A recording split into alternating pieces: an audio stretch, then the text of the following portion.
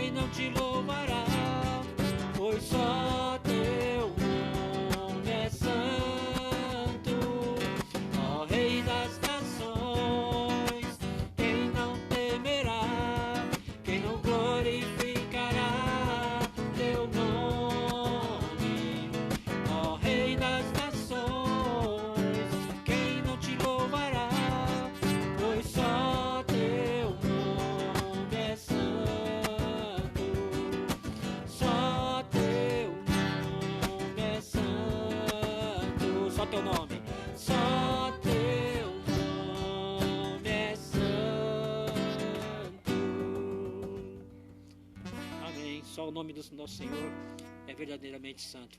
Vamos fazer uma oração nesse momento. Vou pedir para a Raíssa está com o microfone ali, ela vai fazer uma oração para nós, amém? Senhor Deus maravilhoso, muito obrigada, Pai, por mais essa oportunidade de estarmos louvando o Teu santo nome, ó Pai. Mais essa oportunidade de estarmos Te cultuando, Senhor. Amém, Senhor. Mesmo, ó Pai, distante, mas estamos conectados, ó Pai, à Tua palavra. Estamos todos ligados a Ti, Senhor, e ansiosos para que voltemos a ter a nossa comunhão, ó Pai. Continue nos abençoando, Senhor. Continue nos protegendo, ó Pai, nos guiando para o caminho que nós temos que seguir, Senhor. E esteja, Senhor, nos protegendo nessa volta, Senhor, que estamos esperando ao Teu templo, Senhor, no domingo que vem, ó Pai. Perdoa os nossos pecados, é isso que eu te peço e te agradeço em nome de Jesus. Amém. Amém, Senhor. Amém, irmãos. Mais uma antiga, a pedidos, a Raíssa que pediu essa aqui. Ela falou assim, quando era bebê, ela ouviu essa música, no ventre da mamãe. Amém.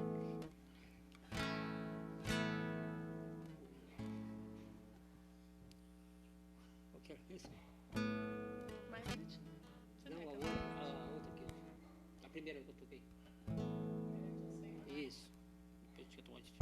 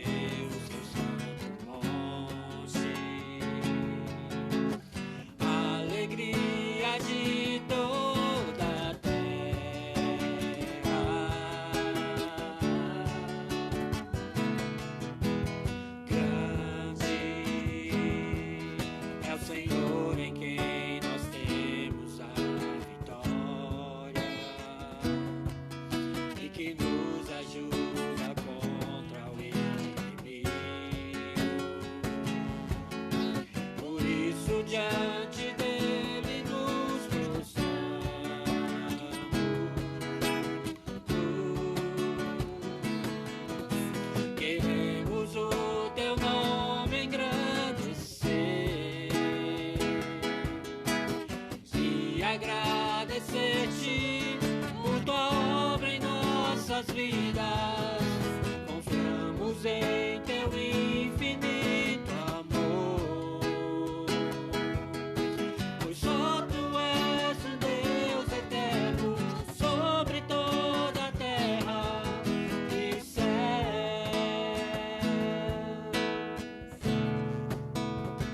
Grande é o Senhor. Senhor, e muito digno de louvor, na cidade do nosso Deus, seu santo monte, a alegria de toda a terra.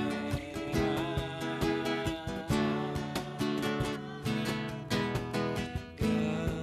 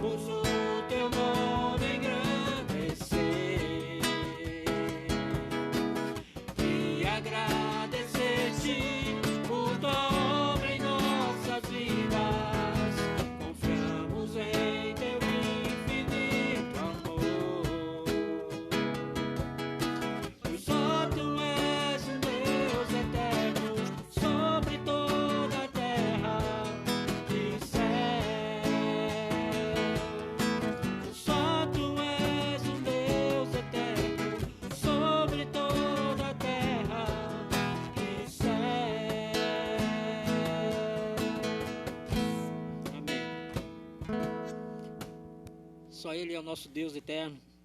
E estamos muito felizes por estar fazendo essa live hoje. E vou estar passando a palavra ao pastor Paulo. Vai estar dando as considerações e falando com a igreja. Caso algum irmão tenha algum pedido de oração, queira mandar alguma mensagem, nós estamos ali monitorando com outro celular. E os irmãos podem estar falando conosco, tá? Amém? Deus abençoe. Boa noite, irmãos. Graça e paz. Que Deus possa continuar abençoando sua vida, sua família. Nós queremos agradecer por sua participação, por continuar acompanhando os trabalhos da igreja. No final deste culto, eu quero estar lendo aos irmãos o protocolo que foi elaborado. Parte dele, na verdade, é exigido pela prefeitura, pelo Estado, e parte elaborado pela equipe da nossa igreja. É um protocolo para que nós possamos colocar em prática a partir de domingo que vem, dia 19 de julho, quando, sob a orientação do pastor Adolfo e de autoridades superiores, nós iremos retomar os nossos cultos presenciais. Então, no final do culto, eu quero estar lendo aos irmãos e depois passar para o grupo e para cada irmão individualmente esse protocolo, para que o irmão possa estar lendo, para que cada um já possa estar preparado para o próximo domingo nós iniciarmos de volta os nossos cultos de adoração e louvor ao Senhor. Se você tiver algum pedido de oração, já pode ir passando aí para o celular ou do irmão Rubens, da irmã Raíssa, do irmão Marcos, para que nós, no final do culto, possamos estar orando por você, pelo seu pedido, para Deus continuar te abençoando. Avisando os irmãos que o pastor Adolfo não está conosco hoje, mas a partir de amanhã ou terça-feira ele já estará novamente aqui no nosso meio, e na quarta-feira estará conosco lá no culto na igreja. Nós vamos fazer ainda mais uma live antes da abertura do templo para os cultos presenciais. Eu quero compartilhar com os irmãos uma palavra da parte de Deus. E enquanto eu vou falando, o irmão vai procurando aí na sua Bíblia. Está no Evangelho de João, no capítulo de número 19. Nós vamos ler dos versos 38 ao 42. Evangelho de João, capítulo de número 19, versos 38 ao 42. E esse assunto trata a respeito do sepultamento de Jesus. E lendo este trecho, eu pude ver o compromisso de honrar o nome de Jesus que nós temos que ter ao longo da nossa carreira ministerial. E é interessante que muitas vezes, irmãos, nós lemos o mesmo texto várias vezes e não conseguimos encontrar nada no texto. Passamos por ele várias e várias vezes e não conseguimos absorver nada de uma pessoa, né, do texto, do assunto em si. Nós não conseguimos tirar muito proveito, muita coisa. Obrigado, irmão. Mas, de repente, a gente é tocado pelo Espírito Santo e acaba encontrando, numa nova leitura, um assunto que é de suma importância para as nossas vidas. Eu acredito que os irmãos já encontraram, e nós vamos então ler o texto. do Evangelho de João, capítulo 19, a partir do verso 38 ao 42. E o texto diz o seguinte: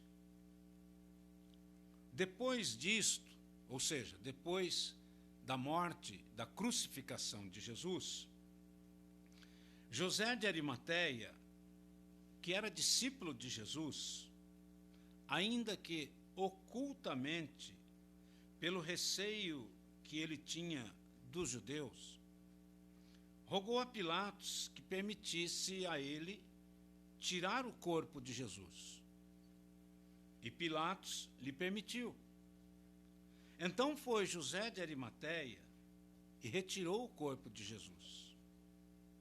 E também Nicodemos, aquele que anteriormente viera ter com Jesus à noite, foi levando cerca de 100 libras de um composto de mirra e aloés. Tomaram, pois, o corpo de Jesus e o envolveram em lençóis com os aromas, como é de uso entre os judeus, na preparação para o sepulcro. No lugar onde Jesus fora crucificado, havia um jardim, e neste um sepulcro novo, no qual ninguém tinha sido ainda posto.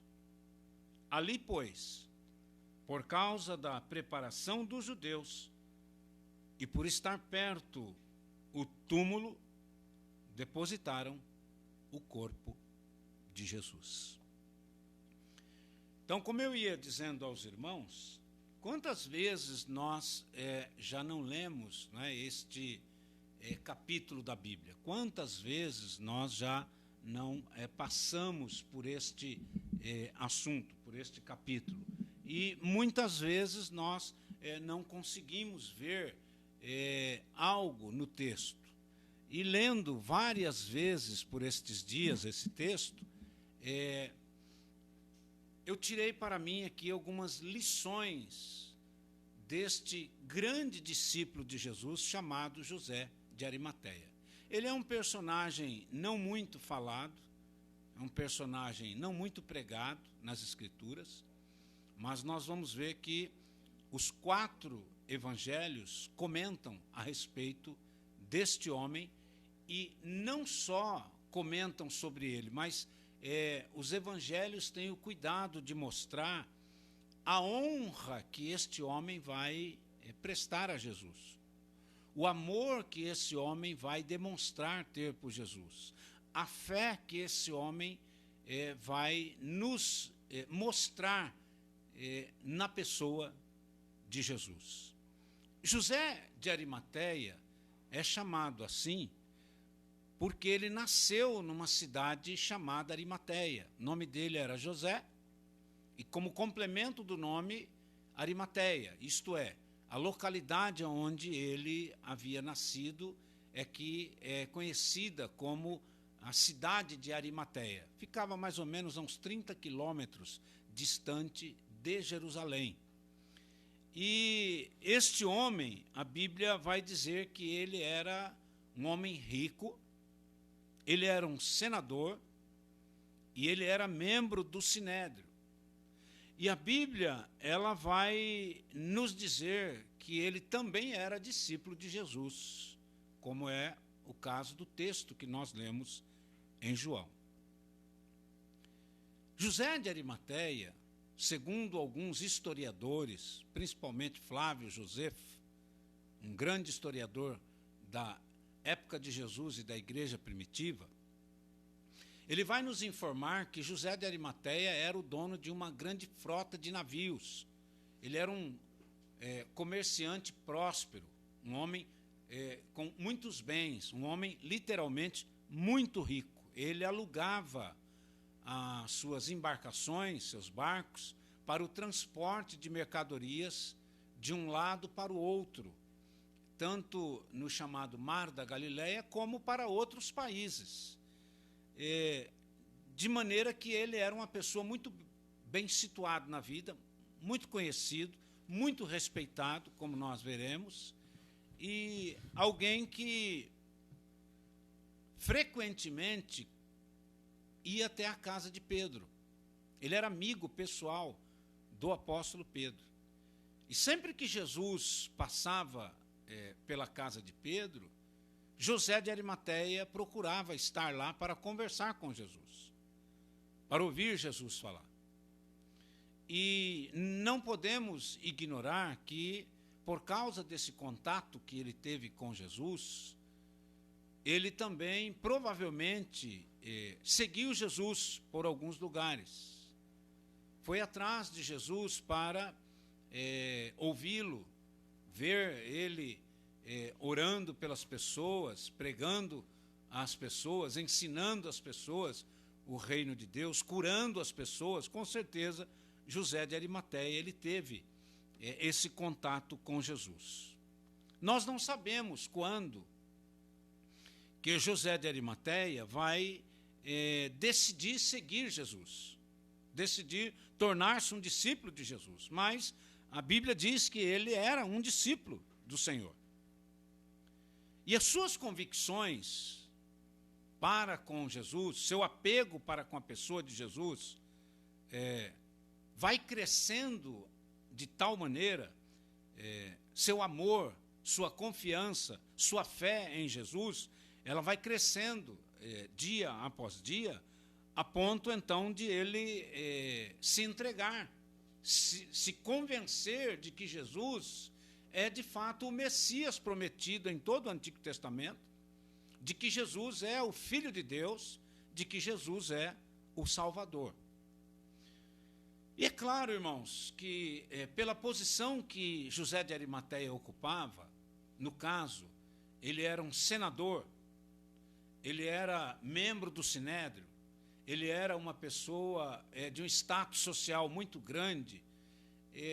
Nós, a princípio, temos aquela ideia de querer condenar alguém assim, porque o texto vai dizer que ele era discípulo de Jesus, mas ocultamente por causa dos judeus. Nós, na verdade, não precisamos ignorar isso, porque ele fez isso, ele, por um período de tempo, não se declarou como discípulo de Jesus, mas nós vamos ver que já ele vai se declarar, ele vai se expor, ele vai aparecer e vai assumir que ele crê em Jesus. Ele tem sua fé devotada na pessoa de Jesus, a ponto de divulgar o seu amor, o seu apego, e através da honra que ele vai prestar a Jesus, no que nós vamos tratar nesta pregação.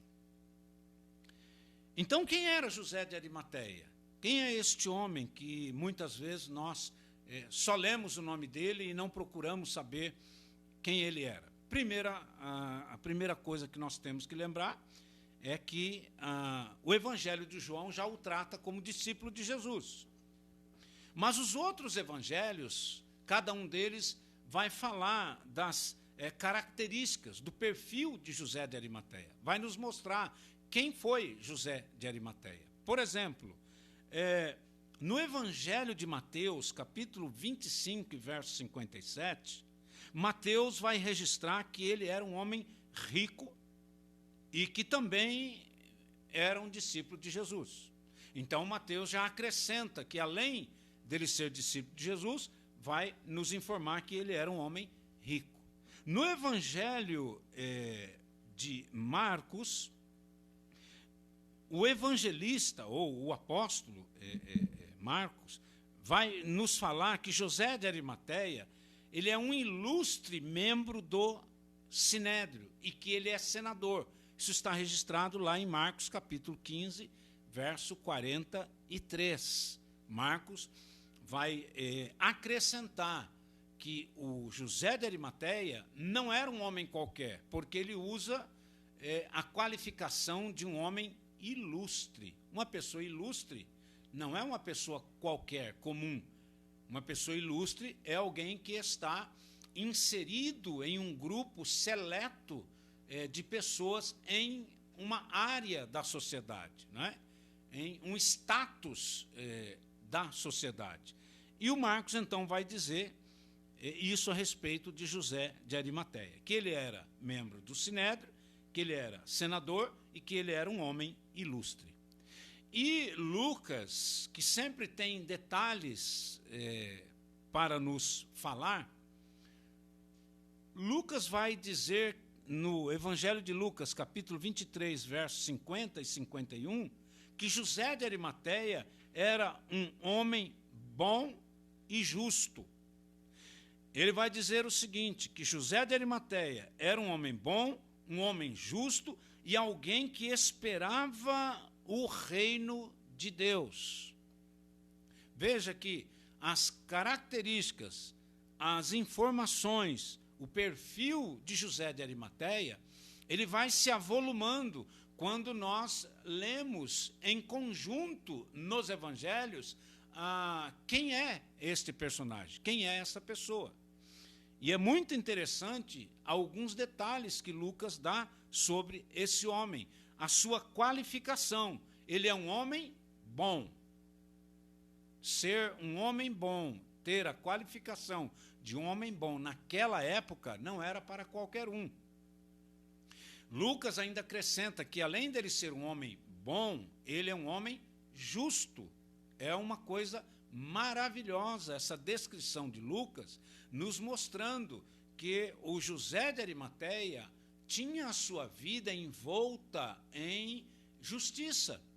Ele, então, não concorda com coisas erradas. José de Arimateia não aceita nenhum tipo de suborno, de conversas que não sejam para edificar a outra pessoa, porque uma pessoa justa age desta maneira. E Lucas vai dizer que ele era um homem bom e um homem justo, e mais, que ele aguardava, ele esperava o reino de Deus. O que é que Lucas está nos informando aqui? Está dizendo que, assim como Ana, assim como Simeão e assim como tantos outros israelitas da época dele, José de Arimateia aguardava a vinda do reino de Deus através do Messias.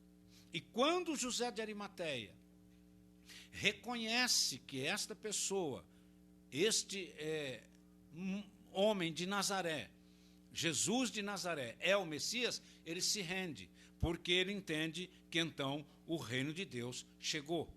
E ele vai seguir então Jesus. E João, no capítulo 19, verso 38, onde nós lemos, João vai nos informar que José de Arimateia era um discípulo do Senhor, ainda que ocultamente, por causa da perseguição que ele sabia que haveria contra ele se ele se declarasse discípulo de Jesus lá no início. Então, irmãos, esse homem, José de Arimateia, ele tem status social, porque ele é rico. Ele tem status político, porque ele é um senador. Ele tem status religioso, porque ele é um membro do Sinédrio. Ele tem status social, porque todo mundo o conhece. Mas, acima de tudo, este homem é um discípulo de Jesus. Seu status político, sua posição política é tão relevante, ele é uma pessoa tão respeitada, que lá em Lucas, no capítulo de número 23, versos 50 e 51, quando Jesus está sendo julgado, quando o Sinédrio se reúne para julgar Jesus, o Sinédrio cabia até 500 pessoas para um ato de julgamento. Só que para julgar, o direito de julgar alguém, cabia a 71 pessoas. Eram 71 votos. O voto do sumo sacerdote e de mais 70 componentes do Sinédrio. José de Arimateia e Nicodemos faziam parte do Sinédrio. E no dia do julgamento de Jesus, na hora que cada um tinha que expressar seu voto para condenar ou absorver Jesus, José de Arimateia e Nicodemos absolveram Jesus. Falando assim, irmãos, pode parecer muito simples, né? Muito rápido essa fala de que José de Arimateia defendeu Jesus, não concordou. Lucas vai dizer que ele não concordou com o julgamento, com a sentença que foi imposta a Jesus, que era a condenação pela morte de cruz. Só que não é tão simples assim. Imagine que José de Arimateia, para defender Jesus, ele teve que ir até a tribuna. Ele teve que discursar diante do Sinédrio, sabendo que ele já era voto vencido, ele e Nicodemos, porque houve 69 votos para a condenação de Jesus e 2 para a sua absolvição. E quando José de Arimateia estava discursando, defendendo Jesus, não concordando com a condenação de Jesus, com certeza ele teve que ouvir muitos xingamentos, ele teve que ouvir muita graça, muitas pessoas falaram gracejos a ele, muitas pessoas o provocaram, muitos dos membros do Sinédrio o ameaçaram, muitos dos membros do Sinédrio disseram que viria algum tipo de represária contra José de Arimateia, com certeza, mas ele não volta atrás e ele não concorda com a condenação de Jesus. Então, a fé que esse homem tem em Jesus serve para nós como um exemplo. A honra que esse homem vai prestar a Jesus, como nós vamos ver daqui a pouco, é algo impressionante e que nós temos que levar em nossas vidas esta consideração de sempre procurar honrar a pessoa de Jesus. Então, os comentários no Sinédrio, após a fala de José de Arimateia, mudou muito para o lado de José de Arimateia. As coisas mudaram para ele, porque, com certeza, as pessoas começaram a informar o sacerdote. Lá no início, irmãos, lá no início da conversão de José de Arimateia, quando e as pessoas veem, as pessoas ouvem as coisas, as pessoas ficam sabendo das atitudes uns dos outros. Eu tenho certeza que quando as pessoas começaram a ver José de Arimateia, lá no início do ministério de Jesus, José seguindo Jesus, eu tenho certeza que muitas pessoas foram falar com os membros do Sinédrio. Olha, nós vimos o José de Arimateia, ele está seguindo Jesus, nós o encontramos lá perto da montanha onde Jesus estava dando um sermão, e ele estava lá sentado junto com as pessoas. Olha, nós vimos quando Jesus foi para a região da Galileia realizar alguns sinais e milagres, o José de Arimateia estava junto. Essas informações desagradaram, com certeza, os componentes do Sinédrio no que diz respeito à pessoa de José de Arimateia. Mas ele não vai ceder. José de Arimateia tem convicção da sua fé em Jesus. Ele sabe que Jesus é o Salvador, ele sabe que Jesus é o Filho de Deus, ele sabe que o caminho correto é seguir as orientações, é seguir a vontade de Deus em sua vida.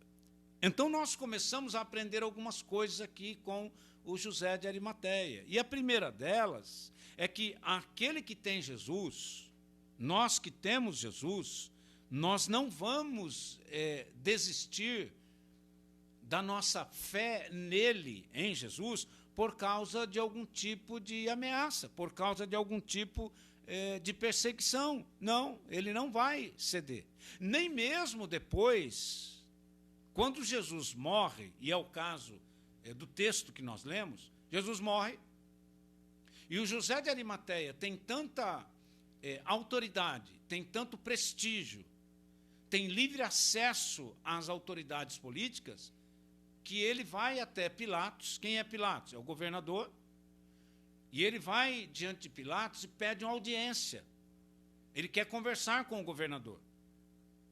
E qual é a conversa que o José de Arimateia quer ter com o governador? É para que o governador conceda a ele ainda mais facilidades para que a sua empresa marítima cresça? Não.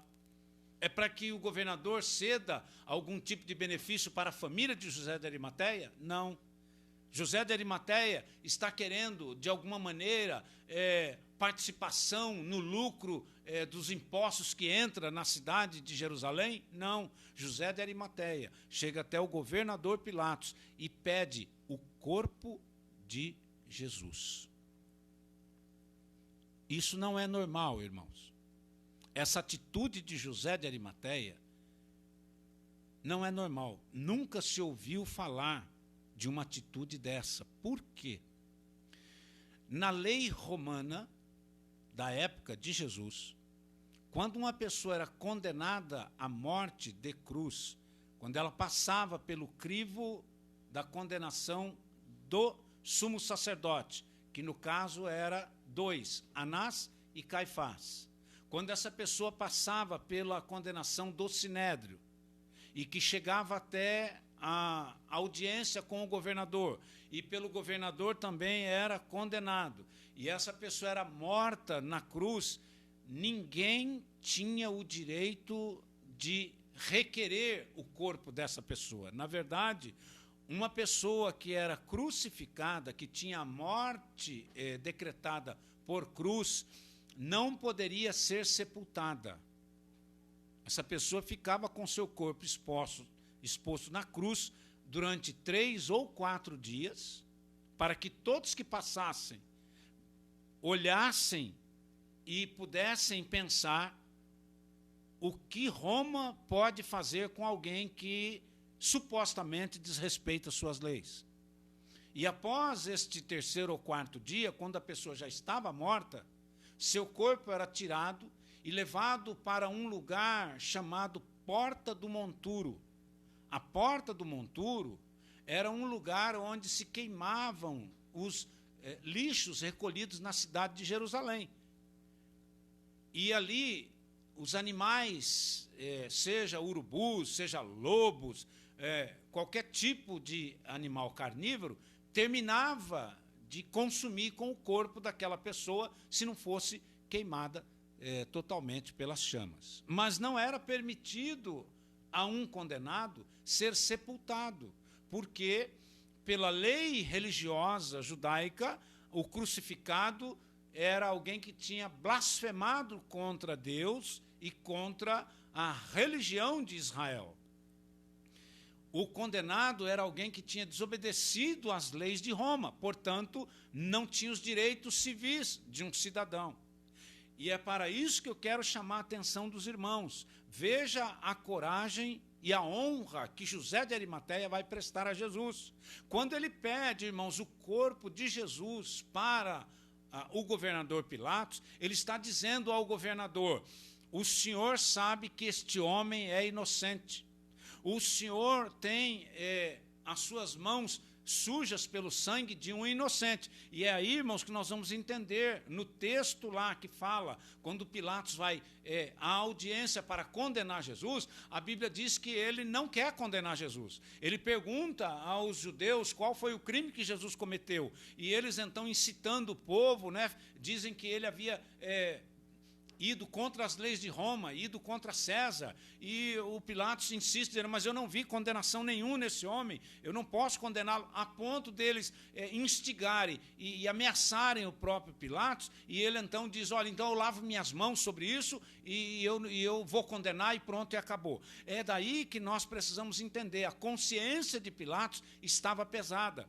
E ele, sabendo que Jesus então era inocente, mesmo assim o condenou. Vem José de Arimateia agora e diz: olha, eu quero o corpo dele. E não há como Pilatos negar. Por quê? Porque Pilatos sabia que Jesus era inocente. Ele, então, José de Arimateia, está dizendo a Pilatos: você sabe que este homem era inocente e que foi derramado um sangue inocente. Então, José de Arimateia diz a ele: eu exijo que você me entregue o corpo de Jesus. E é interessante, irmãos, que José de Arimateia, além de ser alguém que quer dar esta honra para Jesus, ele não desiste de amar Jesus. Ele não desiste de ser um discípulo de Jesus.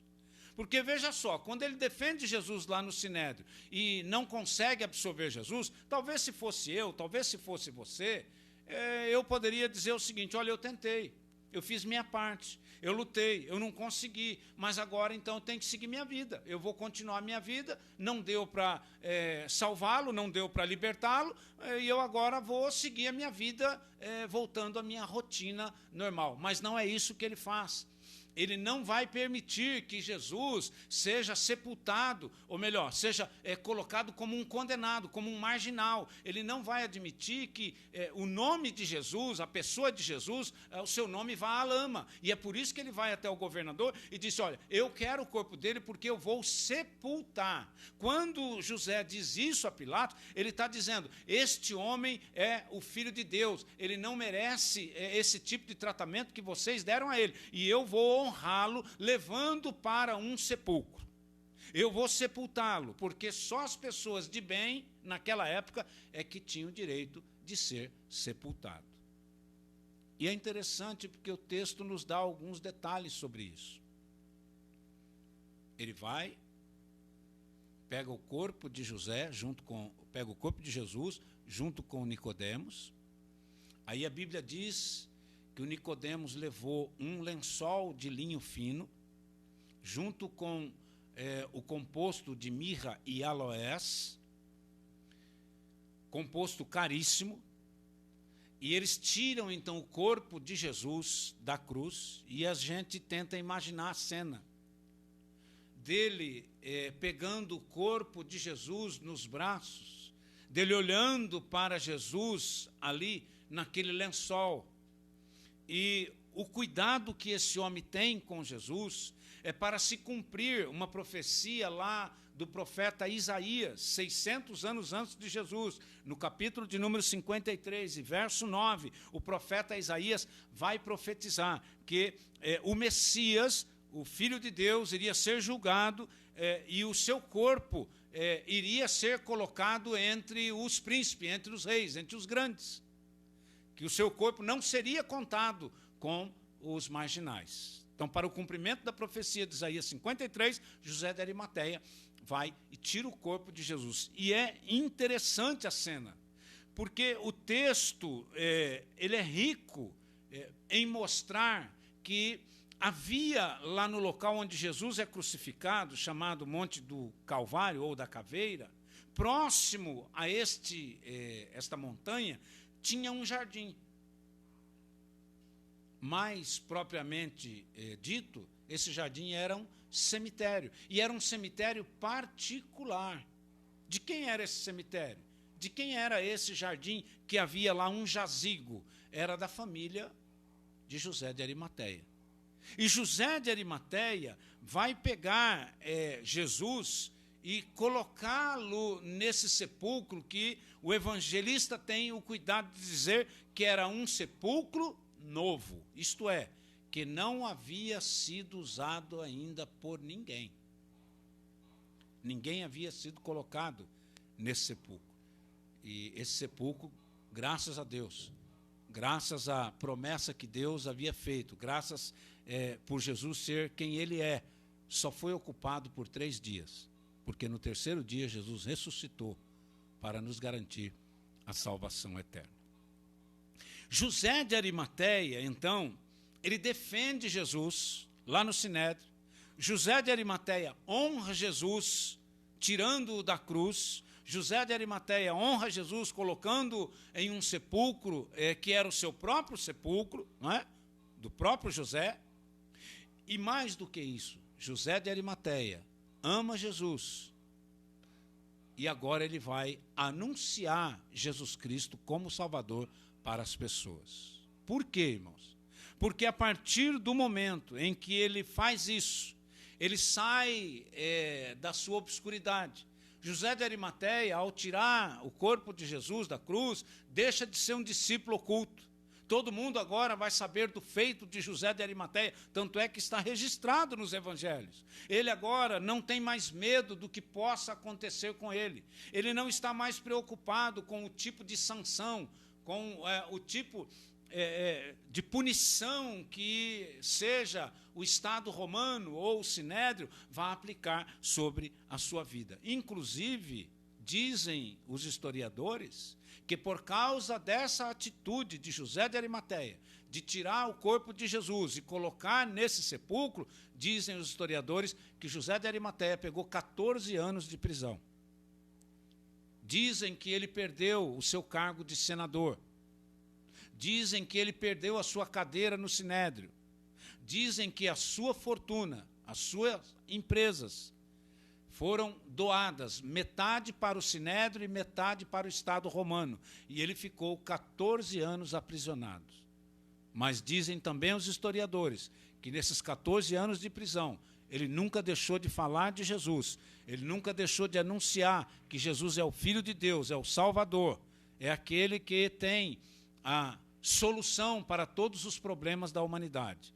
E dizem que ele retornou depois de 14 anos de prisão, e Deus o abençoou, e ele retomou a sua vida, inclusive reconstruiu a sua vida financeira. Então, o que é que nós aprendemos aqui com o José de Arimateia para nós concluirmos? Nós aprendemos que este homem, como nós, muitas vezes estamos agindo em oculto, com medo de alguma coisa, com receio de alguém, com medo de uma situação que possa ter acontecido e que ainda não temos coragem para agir abertamente. Mas José de Arimateia vai nos ensinar que chega um momento na nossa vida que nós temos que tomar a decisão de nos declarar para o mundo, de nos declarar para as pessoas como verdadeiros seguidores de Jesus. José de Arimateia também me ensina algumas coisas para a minha vida espiritual. José de Arimateia me ensina alguns passos que eu preciso dar para continuar em comunhão com Deus, tendo a presença de Deus na minha vida. Eu entendo, irmãos, me permita fazer essa analogia. José de Arimateia perdeu tudo.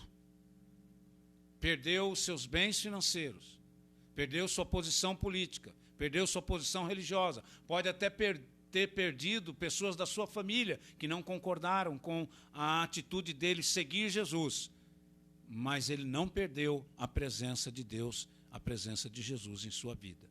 Então, eu diria que José de Arimateia preferiu ir para o céu como uma pessoa simples do que perder sua salvação e ir para o inferno como uma pessoa rica. José de Arimateia fez o caminho contrário daquele rico que é tratado também nos evangelhos, que ele já era rico, um grande fazendeiro, e que por causa da sua riqueza ele plantou ainda uma safra maior naquele ano, mas não tinha mais lugar para colocar os grãos. E ele manda derrubar todos os seus galpões e constrói galpões maiores ainda. E ele armazena todos esses grãos nesses galpões. E aí ele vai dizer para a sua alma, descansa, folga, em paz, porque agora você tem sustento para muito tempo. E na sequência o texto vai dizer que esta pessoa era um louco, porque naquela noite a sua alma poderia ser pedida, e o que é que ele ia fazer com todos os bens que ele tinha acumulado na vida? José de Arimateia toma o caminho contrário. Ele não estava mais preocupado com o seu poder aquisitivo, não estava mais preocupado com a sua posição política, não estava mais preocupado com a sua posição religiosa, com o seu status social. José de Arimateia estava preocupado na salvação da sua alma. Então, nós aprendemos com este homem que é melhor nós passarmos para a vida eterna como pessoas simples, sem bens materiais, se for o caso, mas passarmos com a salvação garantida em Cristo Jesus. José de Arimateia nos ensina que chega um momento na nossa vida que nós devemos levar em conta o nome e as obras e a pessoa de Jesus para o mundo. José de Arimateia nos ensina que quando nós cremos em Deus, e quando nós obedecemos a Deus, de quando nós amamos Jesus e anunciamos que Jesus é o Salvador, é o Messias, é o Filho de Deus, todas as outras coisas são resolvidas. José de Arimateia me ensina, e ensina ao irmão, que nós precisamos honrar Jesus. Então, que Deus possa nos abençoar, que Deus possa nos conceder estas atitudes de José de Arimateia, de sabermos, na hora correta, honrar Jesus. Observe, irmãos, para encerrar, os apóstolos não estavam lá, no pé da cruz, quando Jesus morreu, só estava João. mas nenhum deles tiveram a coragem que José de Arimateia teve. José de Arimateia vai ter a coragem de não correr, não sumir, não desaparecer, não deixar que Jesus fosse colocado como um malfeitor, como um marginal. Ele não aceita, ele não admite, porque o texto lá de Lucas vai dizer que ele era um homem bom e um homem justo, e um homem que aguardava o reino de Deus. Então, este homem é, de fato, um grande discípulo que nós, muitas vezes, não olhamos, não observamos e não falamos muito nele. Mas que nesta noite, eu e você, possamos ter as mesmas atitudes de José de Arimateia. Não precisamos mais tirar Jesus da cruz. Não precisamos mais ir diante do governador. Não precisamos mais enfrentar o sinédrio. Não precisamos mais perder nada em detrimento de honrarmos o nome de Jesus. Eu e você podemos, precisamos e devemos honrar o nome de Jesus, anunciando-o como Salvador da humanidade. Que Deus nos abençoe, que Deus nos guarde, em nome de Jesus. Enquanto o irmão Marcos... enquanto você canta, eu vou achar aqui. O irmão Marcos vai cantar um hino com a irmã Raíssa e com Rubens, e eu vou acessar aqui o meu celular para passar aos irmãos o protocolo para nós começarmos os cultos na igreja no próximo domingo.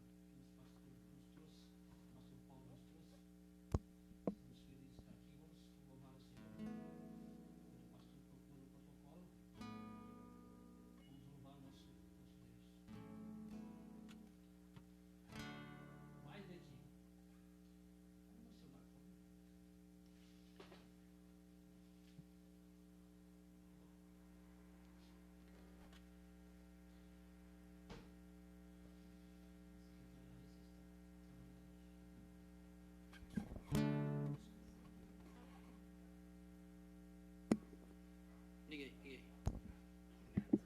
Agora funcionou. Glória a Deus. Louvar o Senhor.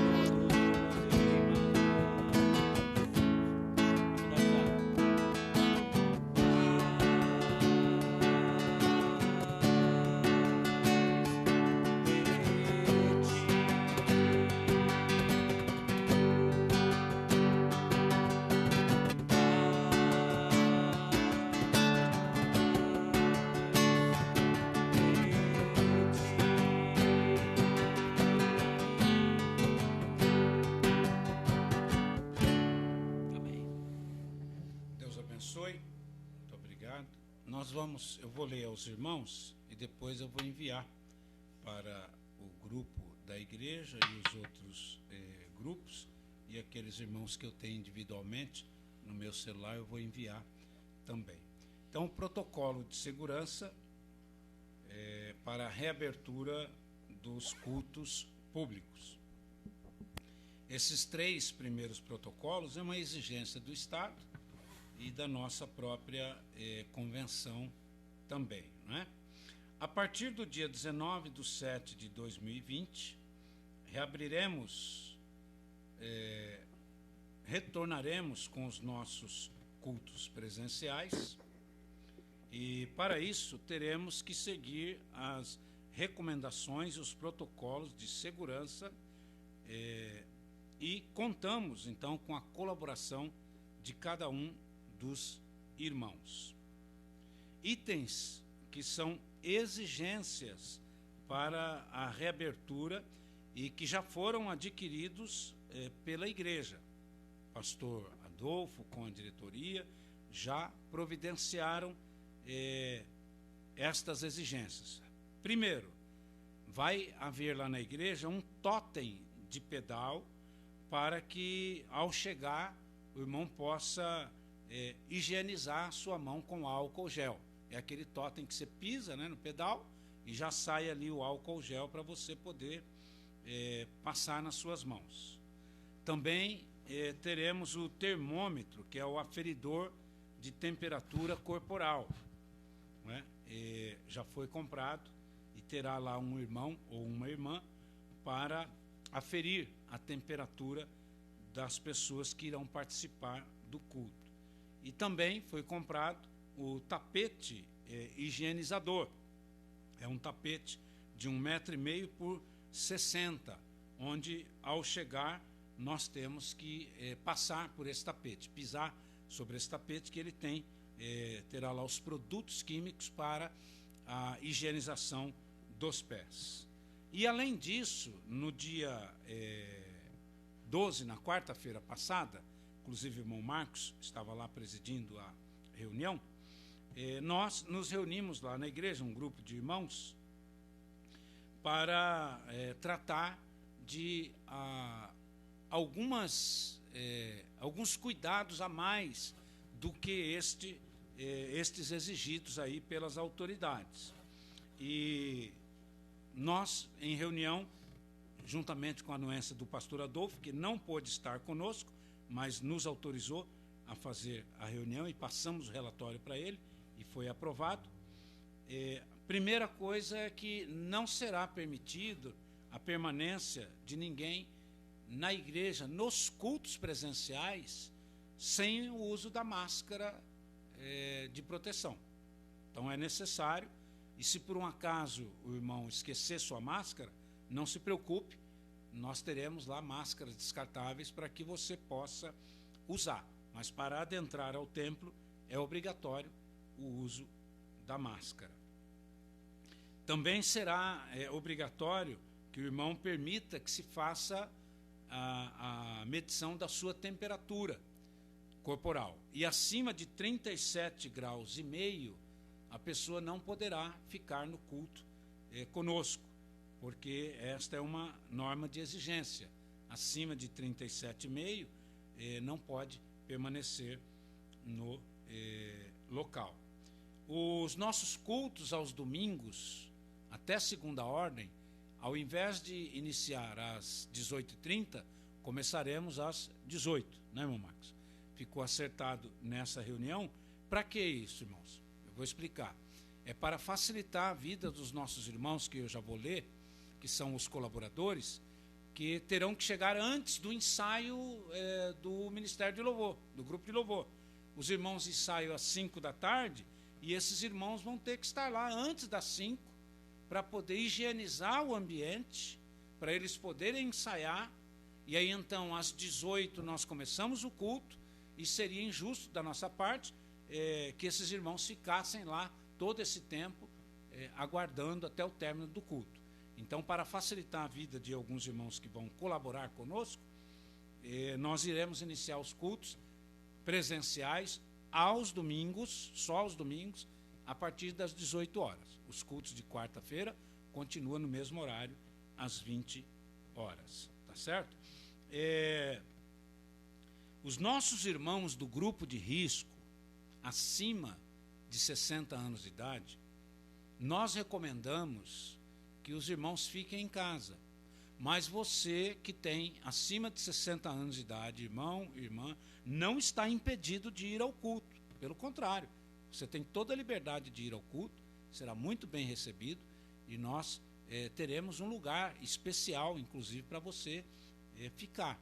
Mas a recomendação é que, por enquanto, os irmãos de idade acima de 60 anos e as crianças fiquem em casa, mas nenhum dos dois grupos, nem os irmãos do grupo chamado de risco e nem as crianças estão proibidas de ir para a igreja, não. Podem ir, que serão muito bem recebidos, tá certo?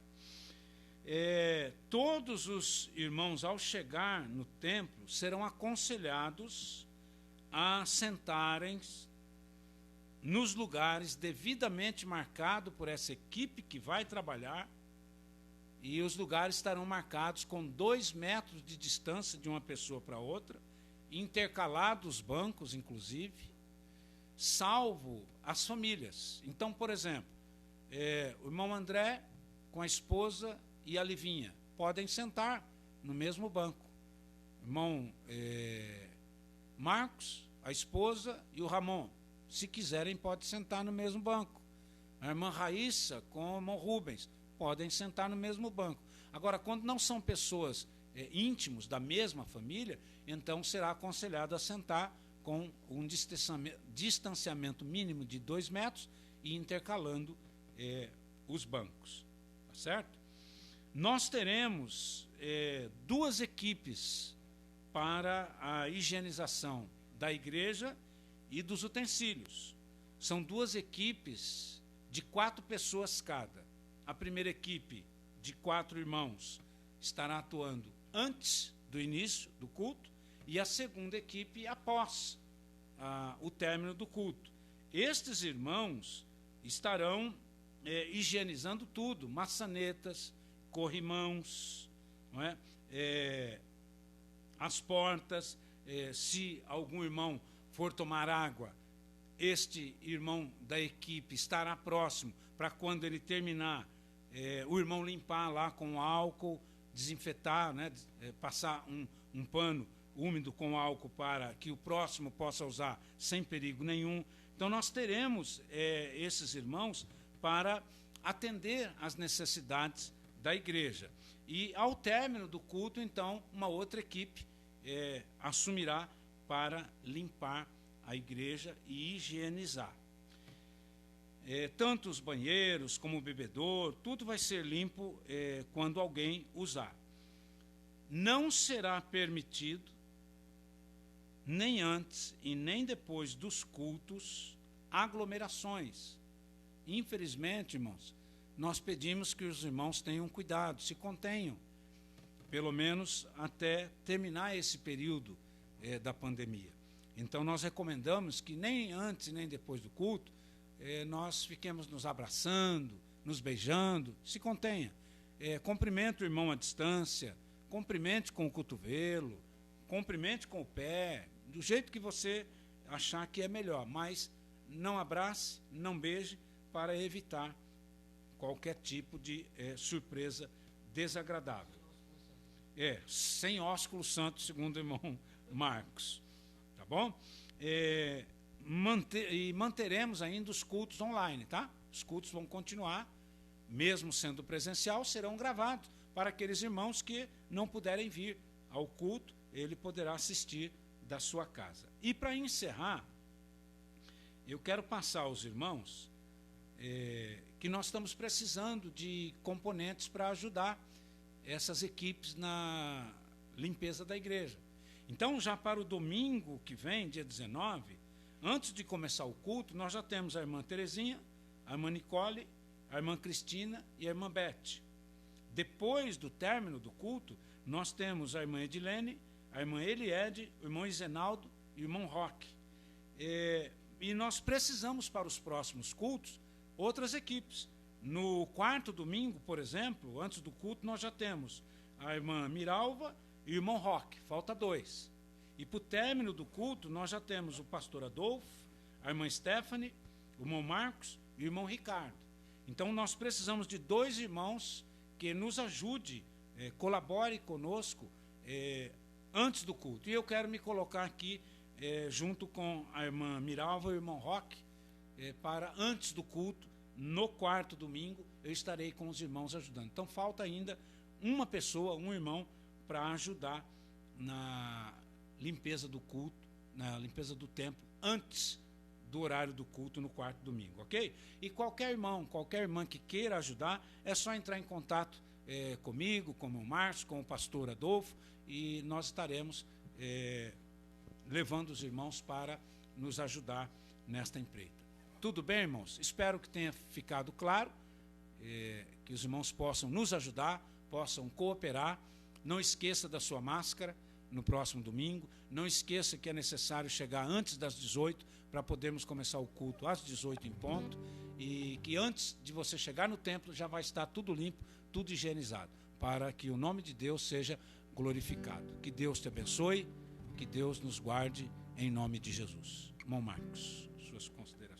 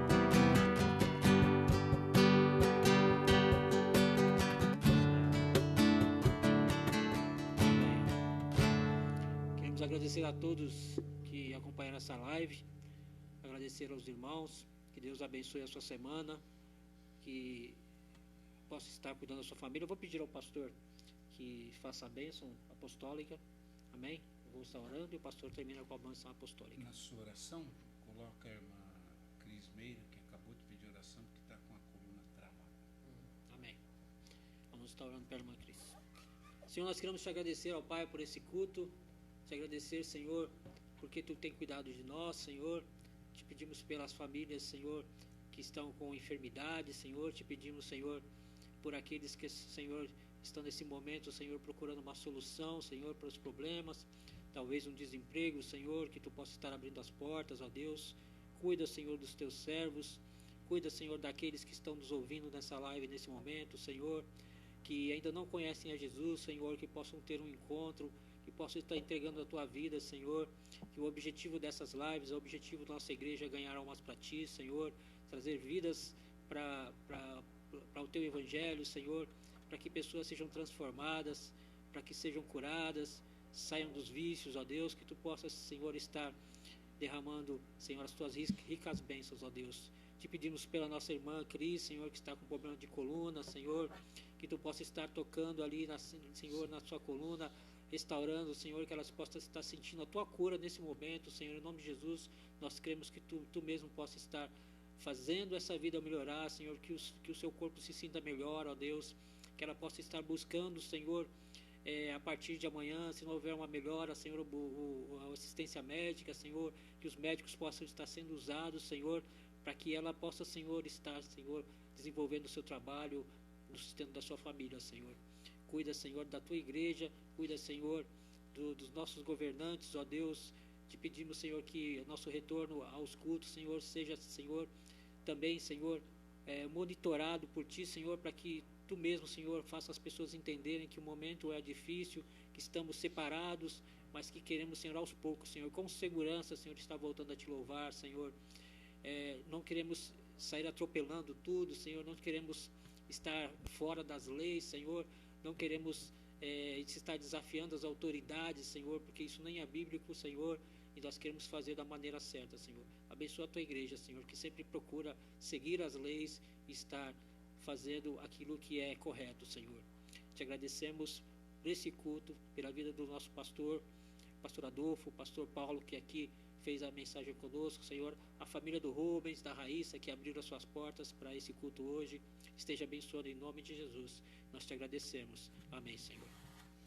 Amém. Nós queremos agradecer, irmão Rubens, irmã Raíssa, e agradecer a todos os irmãos e dizer aos irmãos que nós faremos tudo com ordem, com decência, e se Deus quiser, no próximo domingo, nós estaremos juntos lá na igreja, aguardando os irmãos para celebrarmos ao Senhor um grande culto de retorno para a glória e honra do nome de Jesus. Que o grande amor de Deus, que a graça do nosso Senhor e Salvador Jesus Cristo, que a comunhão e as consolações do Espírito Santo esteja com toda a igreja, e todos nós dizemos amém.